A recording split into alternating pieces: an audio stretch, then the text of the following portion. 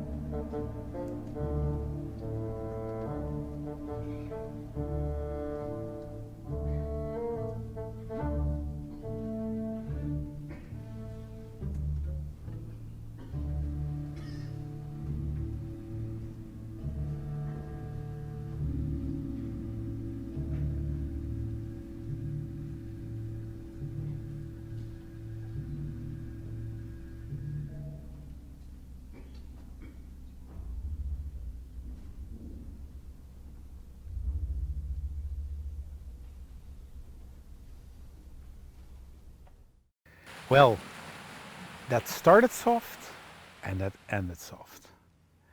Beautiful composition. I like that one. So next, we're going to take you to a little chat that Arthur had this morning with the Consul General of the United States in Vancouver. And actually, he was part of the team that encouraged us to apply for this grant that has funded the American Masterclass series. So let's take you there right now. Well, congratulations again on the event. I heard it's been great. But we're delighted we were able to include you in this year's set of grantees, and hope that kind of cross-border collaboration can continue, because I've seen over the years just how music really does connect people across borders. As we all know, music inspires, it moves us, it brings us joy, and everyone needs that inspiration every day of their life. So that's why we're delighted to support PRISMA. That's wonderful, and I feel from the moment we connected, I knew there was his support, and we're so happy to get this grant and to be able to provide this kind of content.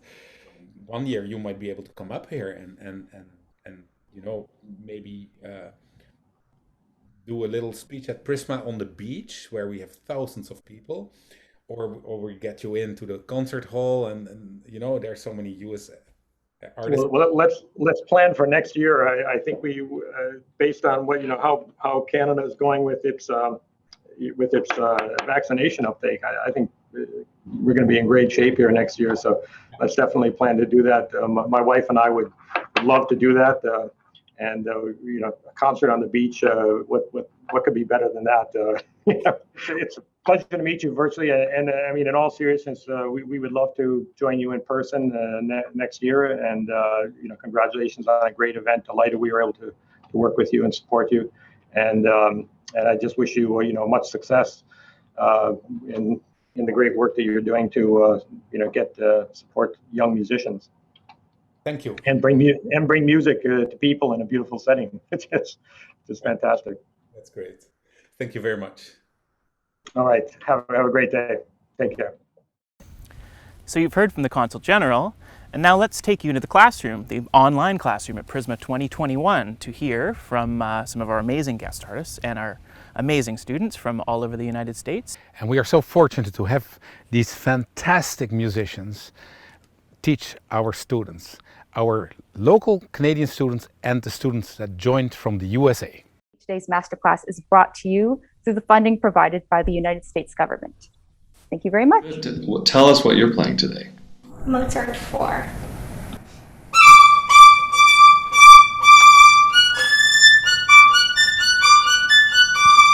Think of this as basically a vocal part, like a coloratura soprano would sing. Now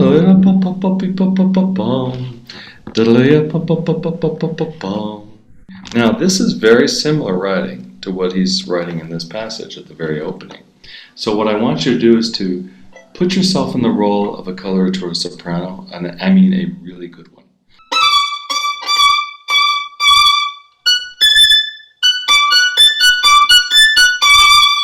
I want this to sound like a coloratura that has tremendous agility.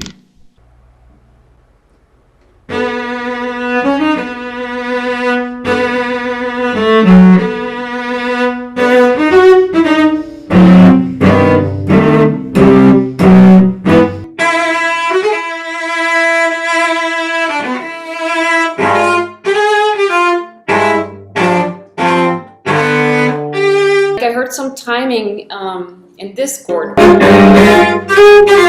For some reason, that chord, your timing was not good. So it was something about, like, it felt unnatural. Those chords, I remember violinists would always mock me every time they heard me practicing the Dvorak concerto, and they would start singing something like, I am a dog, this is my bark, here I go again, ruff, ruff, ruff, ruff. And we go, okay, I get it.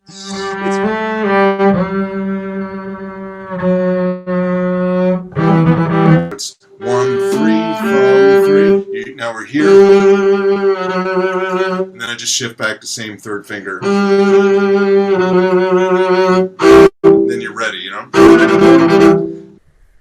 right, so I'll be playing the first movement of Isai Sonata Number 4. Okay.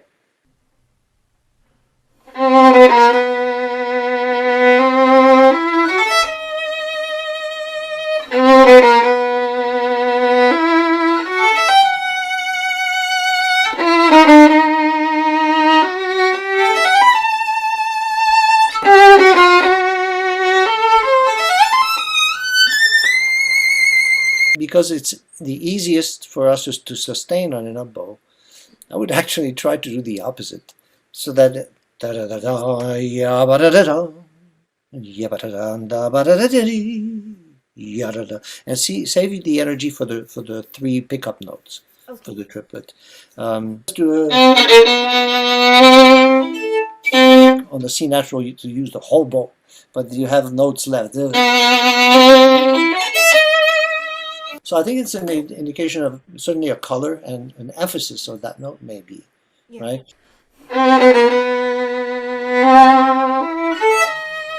Good. That's great. That's great.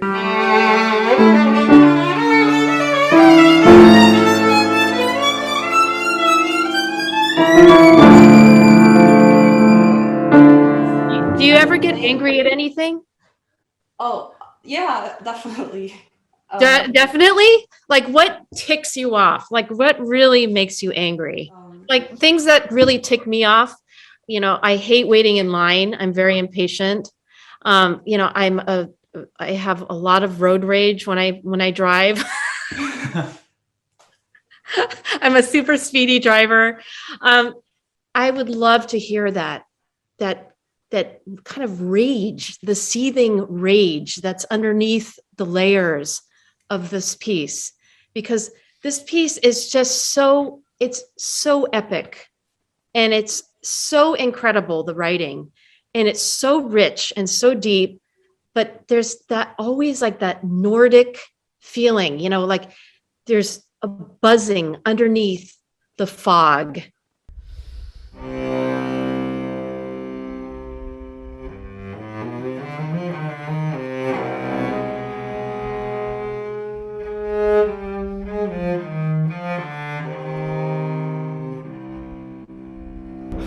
Make sure that you're making the shapes you want with the bow. And, you know, my teacher, Bernie Greenhouse, used to say, when he first went to play for Casals, he had been listening to Fritz Kreisler playing a lot, and Kreisler tended to use a lot of vibrato, and so Casals made him stop playing with vibrato, first of all, and just concentrate on shaping with the bow.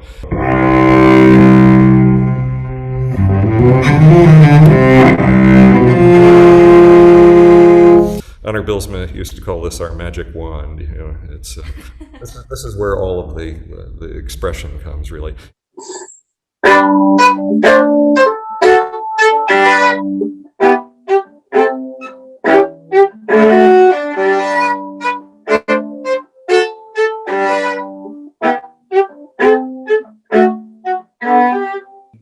Do you play tennis? Or no. You hit the ball, but then you don't like stop the racket. You know, that's follow through. So follow through, same concept I think here with the bow. Thank you so much for playing today. Thank you. And I'll work on my road rage. Okay. And we're going back now to our Canadian guest artists. Yes, the Lafayette String Quartet, who were in Powell River for a week after being in Victoria for a week. And you've heard them in the first 2 episodes with the first 2 movements of Schubert Quintet. And now we're going to play for you the 3rd movement, the very energetic scherzo.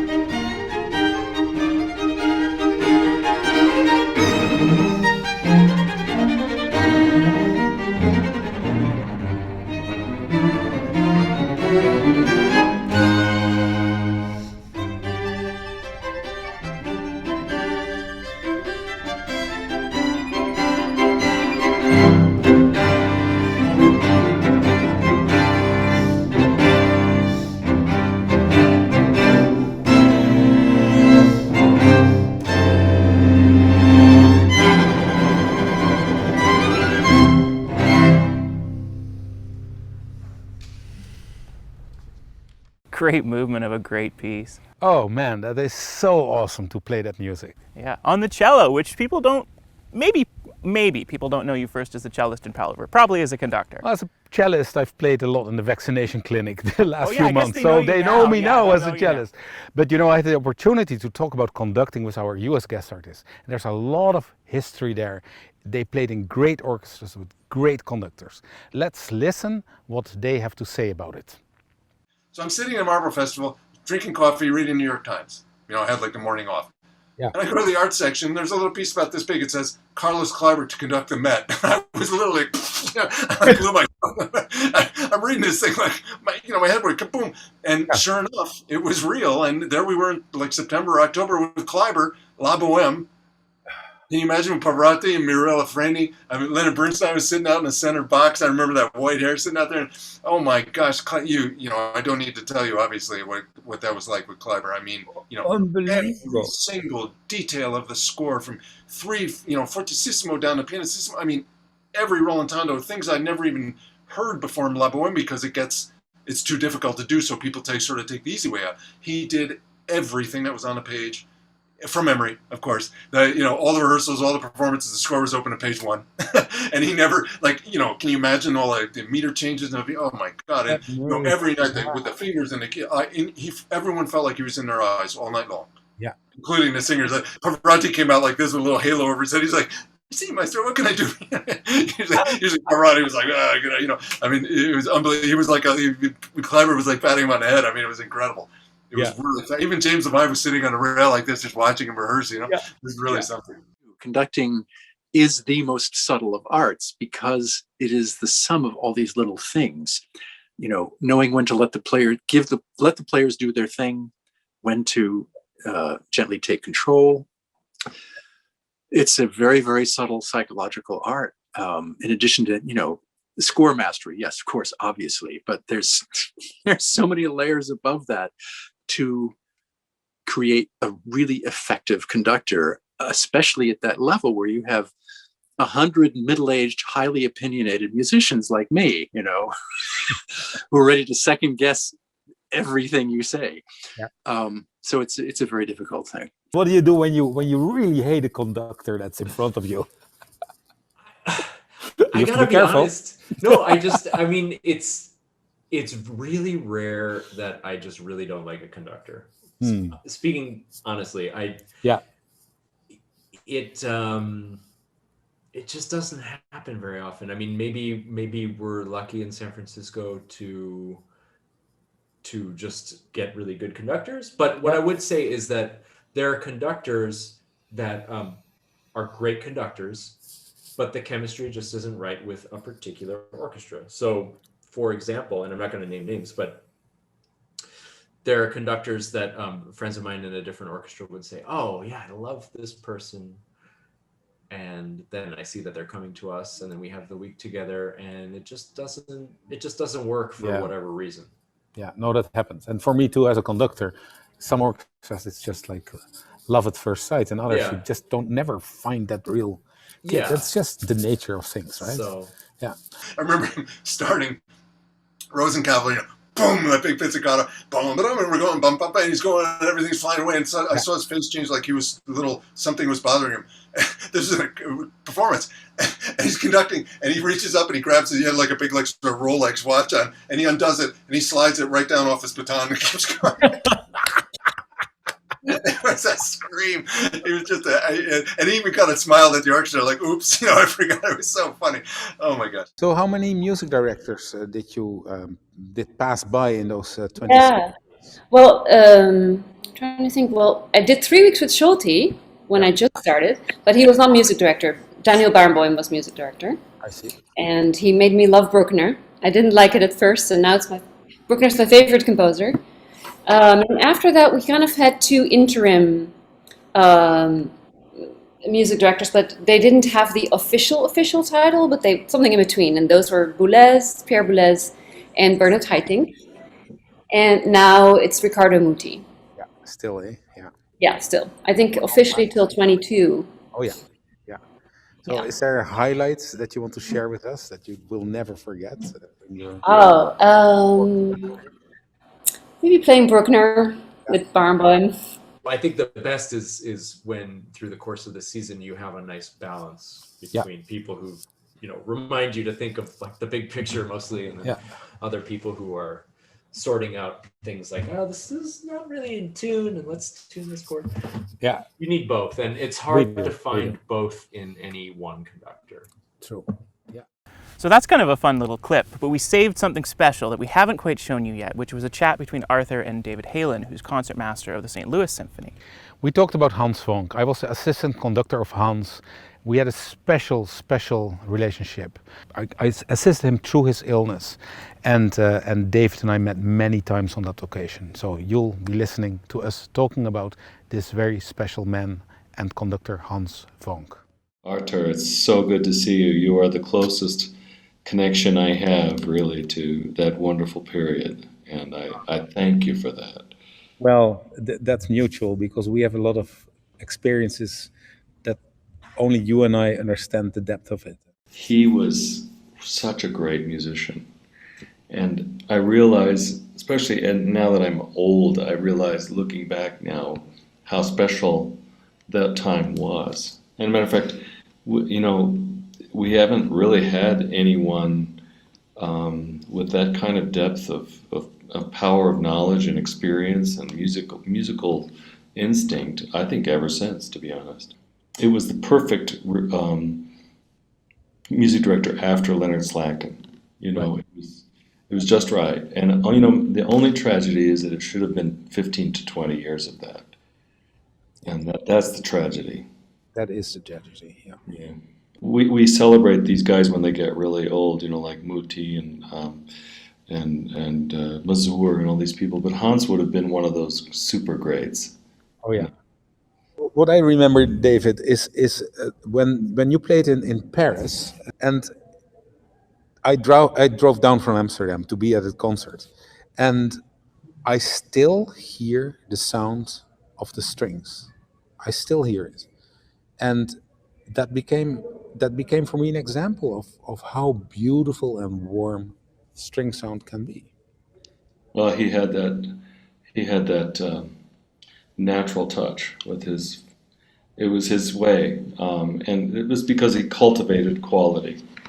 in sound, and you know, it was a good string section to begin with, but he built on that sound and balanced it and finessed it and cultured it.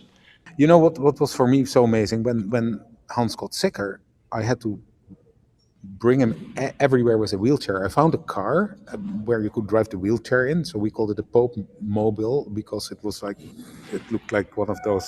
Yeah, the Pope Mobile, right? Yeah, and then I would wheel him onto stage and sit next to him to turn the pages. And that was in rehearsals and in concert. And to be so close and to feel his music and feel his breathing, I mean, I couldn't have, no other conducting lesson would tell what that taught me. I have to say, I learned a lot about being concertmaster because I had to I used to tell him after rehearsals when he went too far, you know. And you know, we had a trust. Yeah, we trusted each other, so I could say those things to him. Most conductors, I could never say that. Oh yeah, no, you and he had that. I know that he also mentioned that often. Yeah, it was genuine, and I don't. Maybe it's partly because I have some Dutch blood in me, but I've just felt this kinship, you know. Fantastic. So I miss him. Yeah. I do still. Well, that was really great to talk with David about my special mentor, Hans Vonk. And this next piece is by Strauss, who you did some work with Hans on Strauss scores, didn't you? We worked a lot on Strauss, and I'm really excited to now share with you the 2019 PRISMA Festival Orchestra in Strauss Till Eulenspiegel's Merry Pranks.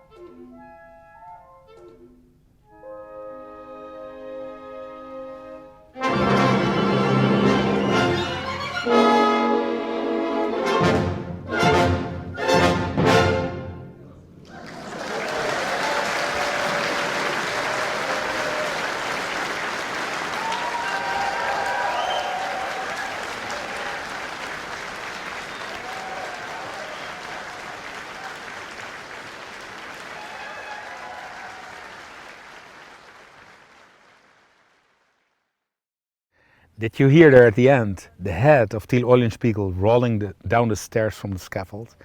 And then we heard his last final thoughts. Well, on that happy, upbeat, and not even a little bit morbid note, I think it's time to end our show for this week.